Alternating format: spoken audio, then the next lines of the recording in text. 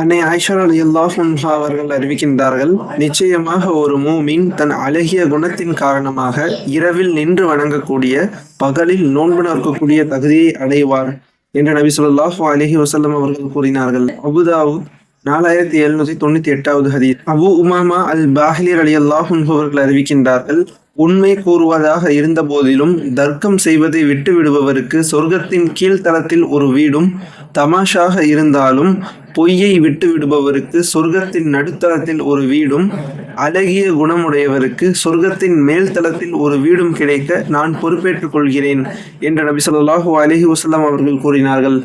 Abu Dawud 4809வது ஹதீஸ். ஜாபிர் ரலியல்லாஹு அன்ஹு அறிவிக்கின்றார்கள், உங்களில் அழகிய குணமுள்ளவர்கள் எனக்கு மிக ஜாபிர் ரலியல்லாஹு அன்ஹு அவர்கள் அறிவிக்கின்றார்கள், உங்களில் அழகிய குணமுள்ளவர்கள் எனக்கு மிக விருப்பமானவர்களிலும் மறுமை நாளில் எனக்கு மிக நெருக்கமானவர்களிலும் ஜாபிர் ரலியல்லாஹு அன்ஹு அவர்கள் அறிவிக்கின்றார்கள், உங்களில் அழகிய குணமுள்ளவர்கள் எனக்கு மிக விருப்பமானவர்களிலும் மறுமை நாளில் எனக்கு மிக நெருக்கமாக அமர்ந்திருப்பவர்களிலும் அடங்குவர்.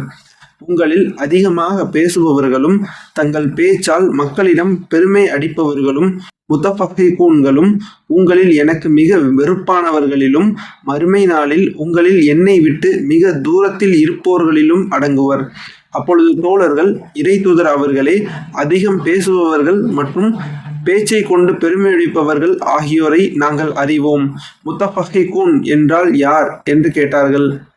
அதற்கு மறுமொழியாக, அவர்கள் பெருமை அடிப்பார்கள் என்று நபி ஸல்லல்லாஹு அலைஹி வஸல்லம் அவர்கள் கூறினார்கள். திர்மிதி 2005வது ஹதீஸ். இது ஹசன் என திர்மிதி இமாம் அவர்கள் கூறுகிறார்கள். இப்போ 3 ஹதீஸ்.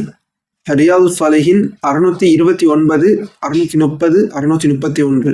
அஸ்ஸலாமு அலைக்கும் வரஹ்மத்துல்லாஹி வபரகாத்துஹு.